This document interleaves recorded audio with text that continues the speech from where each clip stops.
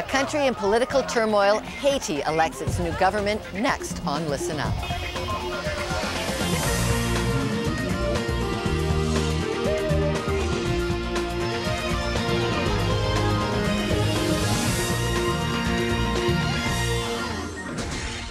Welcome to Listen Up. I'm Lorna Duick.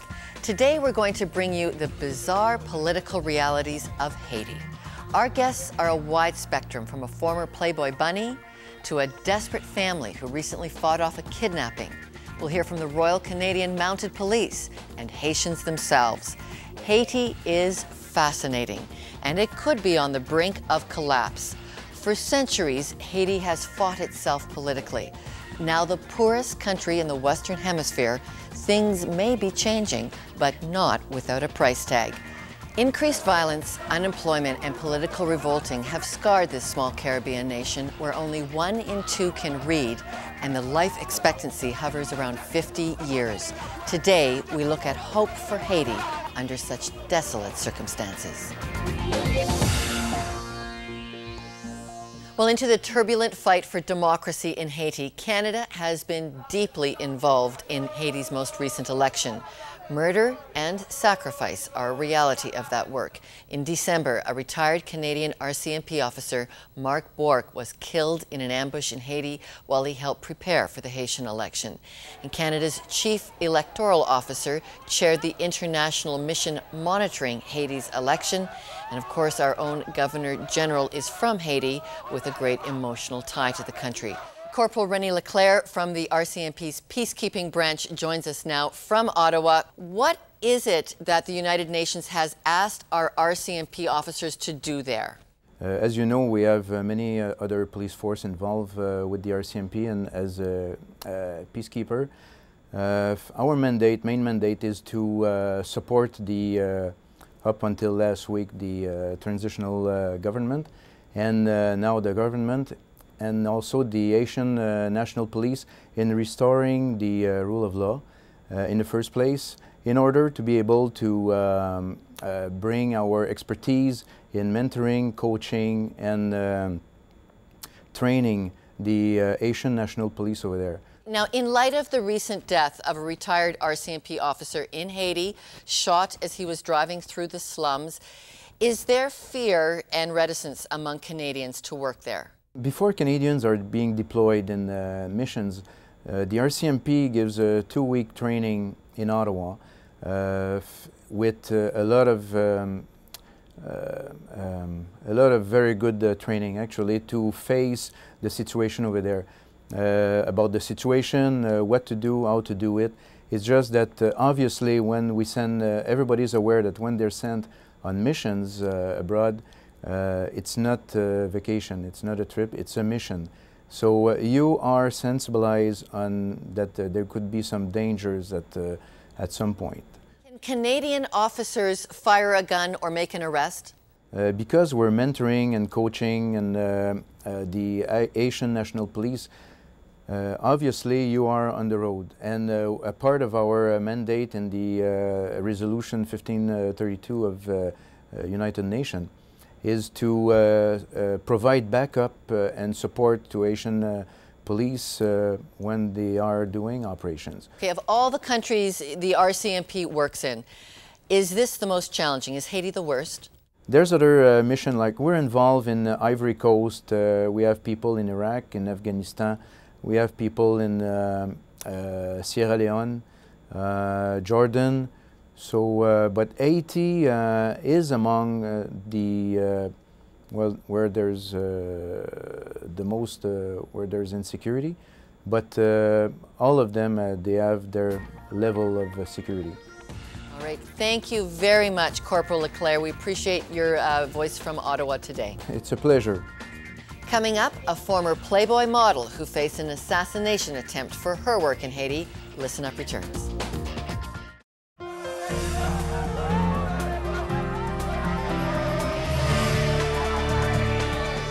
Listen Up goes to Haiti now with World Vision Director John Wesley Charles. He oversees relief work to some 300,000 people, including 46,000 sponsored children. And is there a sense of progress? You've waited 20 years for this. Is there a sense that this is a better tomorrow coming? I am very optimistic. The reason for that, because I felt that people are getting more aware about the challenge we are facing. We have more people who understand now they have to play the role. We cannot just sit down and wait for something that will happen to us, that will happen to the country. So there is a high sense of awareness within the local population. So that's a good sign for me that we can plan now a better tomorrow for the future of the country.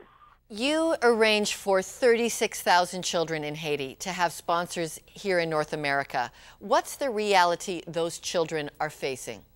We have, for example, about 10,000 children in the street. I mean, they are homeless, they are hopeless, and most of them, they are 18, they are less than 15 years old. We have about 55%, which are female. So you can imagine what that means, for the children, which the future of the country. We have a lot also who are living in domesticity, so that means they are placed in household. They just receive food, lodging, and exchange of the service they have to provide to the family. And there are more than 300,000 kids, for the whole country. So the fact that coalition is able to assist those children, those groups, to me, is the best investment that we can do. John Wesley Charles, thank you very much for your view from Haiti. Thank you. You are welcome.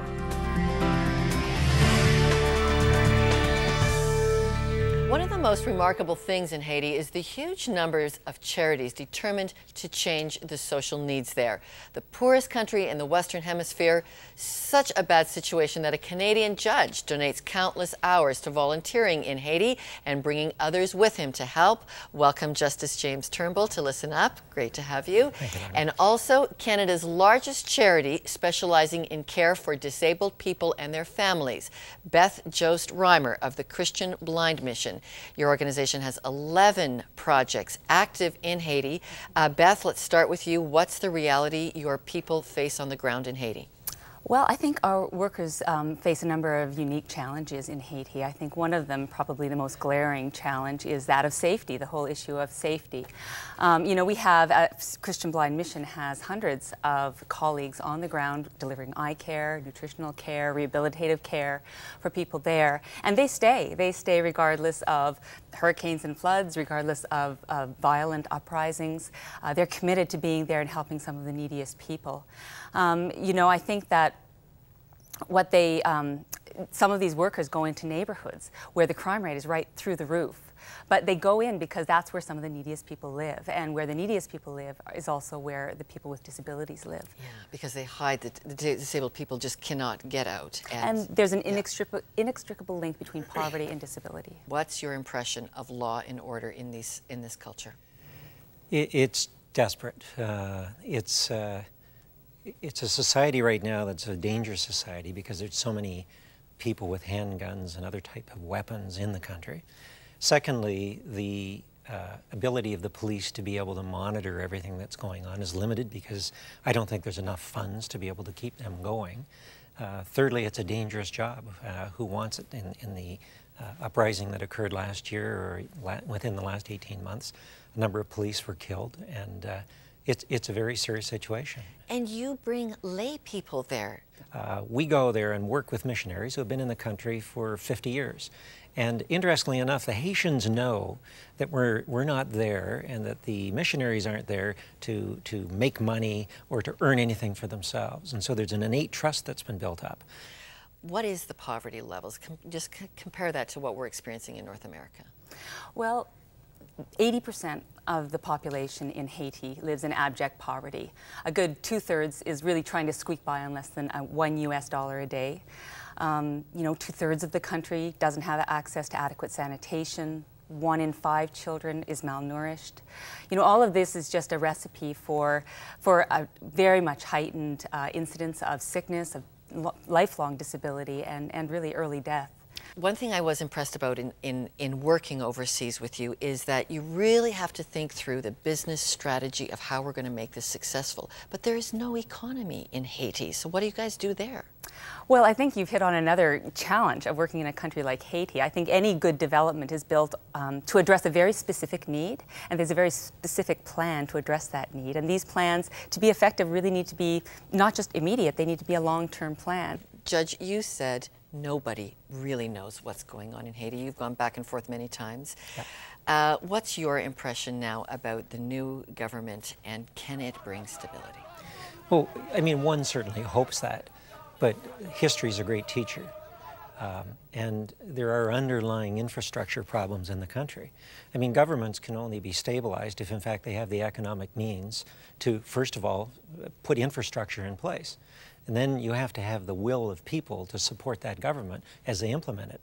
And there has to be patience, because it will take a long time. So it won't happen overnight. Do you go personally as a volunteer because of mercy, or because you actually believe it can change? It can change. And I go, and what we do with the Joint Hope of Haiti, and when we go, we encourage Canadians to go, not because we're going to change the country. We go because we can change a life. You're not going to change the country. Beth's not going to change the country. Nobody's going to change the country. What you're going to do is influence one little kid who's blind, one little kid who can't hear, maybe give a youngster a chance to get an education, to build a school so a community has a sense of hope. That's what I think Beth does. That's what we try to do. That's all we can do, one by one. Thank you both for coming. It's been great. Coming up, working in Haiti has its risks, but when a charity worker's family was kidnapped by men posing as Haitian police officers, our next guest needed a miracle. We'll reach him in Haiti next.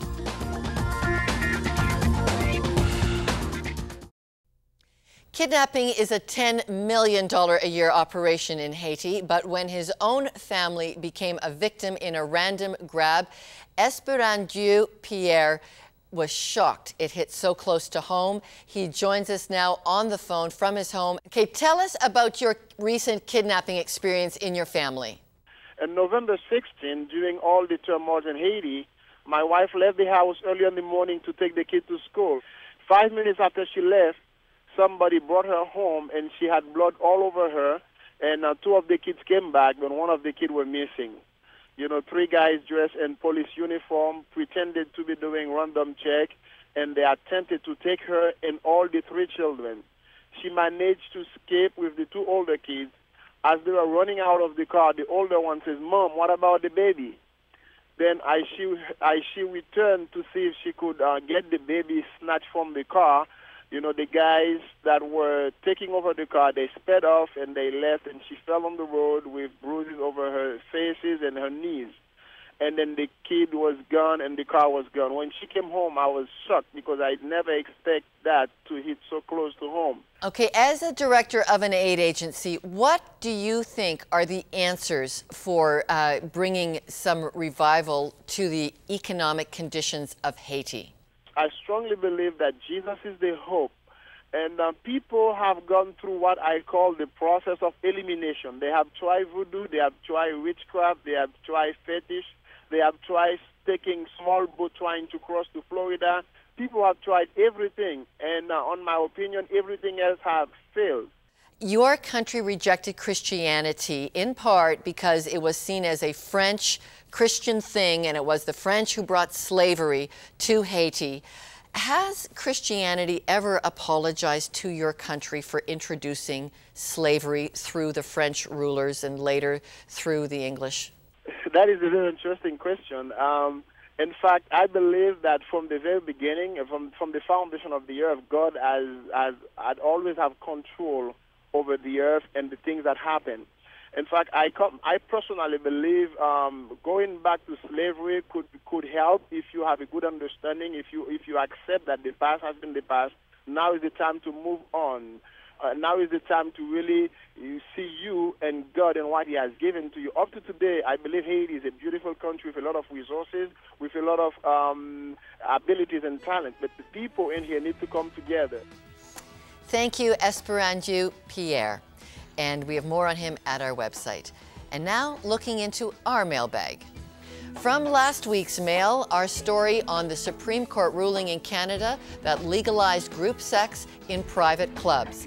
This mail, I believe adults are supposed to set the example for the young, but it appears that some on the Supreme Court of Canada are trying, like children, to push their own agenda of morality, not the morality of the majority of this nation. That was a view from last week's mail. You can write to us at listenup@listenuptv.com. Wesley Romulus and Charlie Guy formed a friendship over caring for Haiti. Overcoming the odds is their specialty. Welcome, gentlemen. Only 2% of Haitians graduate from high school. You are now a college vice president director in Canada. How did you overcome the odds? To me, education, and to my parents, education was the way out. So it was very important. So we were strongly encouraged to study, to perform, and I had the privilege of going to a private school, which was not part of the public system. And the rate of success in the private system is better than the public system. And the majority of education still is private systems. Kids have to pay to go, right? There's only 50% of education is provided by the government. There just isn't enough schools. Yes, there is a public system funded by the government, but most parents choose to send their children to a private institution. But there are degrees of quality even in the private system. Charlie, I need to ask you, you gave up a great career in business to work full-time caring for Haiti. Why? Sure. Well, after 30 years at Bell Canada, it was time to make a change. I can remember a few discussions I had with this gentleman about, no, God would never cause me to be involved with anything like that, an NGO. International Child Care. Sure. And is that something you started, or how did you guys hear about it? No, I didn't start it. I was a board member, and at one point in the history of international child care in Canada and abroad, there were some periods of difficulties, and I offered to leave my position at the federal government. At that time I was working for Sheila Copps at Heritage Canada, left that and went to international child care, just to hold the fort until Charlie could come in. The more I learned about the need and researched it, it became quite clear this is where God was leading. You both have backgrounds Canadians are very familiar with. Education, big business, economics, all of that, but you're saying Haiti's root problem is a spiritual one, and until spiritual issues get solved, you're not going to be making the progress you want. Am I hearing you correctly? To my estimation, absolutely, because I grew up in the middle of it. On my left, my right, my front, the back. Is it voodoo? Is it voodoo the problem? It is the problem. It is the problem. Explain that. Voodoo is a structured religion, a structured idolatry system that has different gods and priests and priestesses and ceremonies and rituals. So it's very structured, very organized. And this has put a mantle of ignorance over the people, and exploitation and corruption. So it is a very organized structure. And so do we need a secular state in Haiti? I know Aristide declared it a voodoo nation before he left. Do we need a secular state in Haiti? No, we need for the gospel to take some inroads, to make some ways in. No, this is serious, because I don't think government can make a difference. I don't think international community can make a difference. I don't want to be Even charities like yours can't make a difference? Yes, ICC definitely is making a difference, but it is a drop in the bucket. While ICC... Compared to the need that exists in the lives of people there. So it's, I mean, there are many NGOs in that country. There are over 1,000 NGOs working in that country today. So until we get the voodoo structure gone, which is, it's a satanic religion. Absolutely. It may not sound very politically correct, but we do have to say what it is. Until the satanic religion of voodoo is gone, it is, that country is going to suffer. Oh, definitely. For example, in the health system, when someone gets sick, if you are under the voodoo regime, the first reaction is to please the gods that made you sick. So instead of going to the doctor, some people are spending their life for their savings into trying to please the gods. and the voodoo priests are exploiting this situation and having offerings and having all kinds of goods coming to them. We're going to keep... And this is, I was just going to say, this is exactly why health education, just education itself, is so critically important to break through on some of that, so that these hardline cultural things that have been there for hundreds of years we have an opportunity then to do something in terms of the health community. And coupled with literacy, because literacy also will open your eyes. As you read, as you discover, you might start questioning. Critical thinking comes into place, but when you're under voodoo, there is no critical thinking. You follow the pattern, you follow the rituals, and you believe whatever is being said. All right. What challenging work you have, gentlemen, in literacy, in healthcare there in Haiti. We're going to stay on this topic with our next guests. After posing for Playboy and promoting its work for 10 years, centerfold model Susie Krabacher finds the bigger picture and takes on 3,000 orphans in Haiti. Susie joins us when we come back. Closed captioning provided by Duca Financial Services Credit Union. Discover more affordable banking at duca.com. From Playboy Bunny to Miss May to Mama Blanche, Susie Krabacher has been called a lot of things. She is the founder of Mercy and Sharing Project in Haiti. She runs 3 orphanages, 6 schools, and a hospital in Haiti, and we reached her in her hometown of Aspen, Colorado. Susan, thank you so much for joining us. Thank you so much for inviting me. One of your orphanages you got from a voodoo priest who was neglecting children. You've had an infant stolen from your hospital ward and sacrificed in a voodoo ceremony. I've read the documentation in the New York Sun.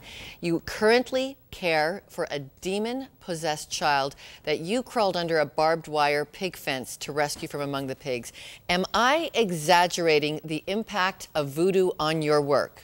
I don't think it's possible to exaggerate that fact at all. I don't think it's possible to overestimate the impact that voodoo has had on the country.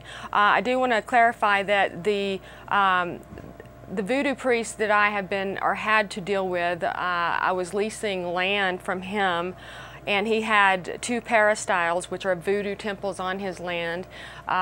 It was a school that we built there, or that we started there. But he kept zombies, what they call zombies, on his property as well, which is terrifying, not to me only as an adult, but to my children. And it's basically drugged people, drugged human beings. I don't believe that voodoo changes people into monsters like that. I do believe in demon possession. I've seen it, and it's something to be taken seriously.